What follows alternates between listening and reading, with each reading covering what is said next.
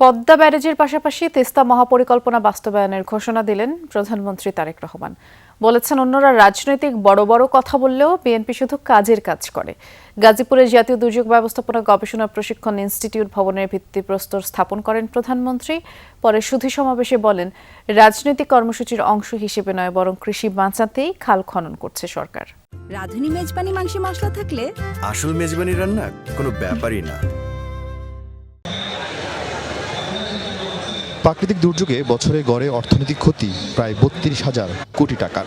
পরিসংখ্যান বলছে, যা জিডিপির প্রায় ২% সমপরিমাণ। এতদিন দুর্যোগ মোকাবেলায় ছিল না কোনো গবেষণা ও প্রশিক্ষণ ইনস্টিটিউট। এবার সেই যোগের সূচনা করলেন প্রধানমন্ত্রী তারেক রহমান। গাজীপুরের টঙ্গীতে ইনস্টিটিউট ভবনের উদ্বোধন করেন সরকার প্রধান।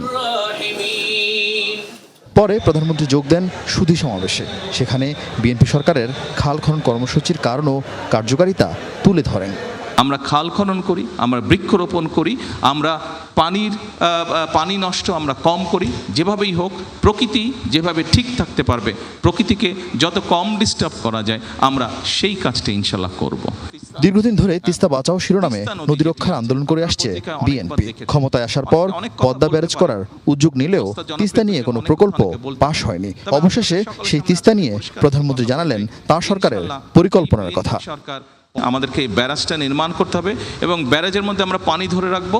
যখন বাড়তি পানি, বর্ষার মৌসুমে যেই পানিটা আসে, সেই পানিটি আমরা ধরে রাখতে পারবো, যাতে করে সেই পানিটি আমরা আমাদের মানুষের জন্য কাজে ব্যবহার করতে পারি। এই বিএনপি সরকার পদ্মা ব্যারেজের কাজেও হাত দেবে, ইনশাল্লাহ তিস্তা ব্যারেজের কাজে হাত দেবে। এর আগে বৃক্ষরোপণ ও মাছের পোনা অবমুক্ত করেন প্রধানমন্ত্রী তারেক রহমান। আরিফিন শাকিব, যমুনা নিউজ, গাজীপুর।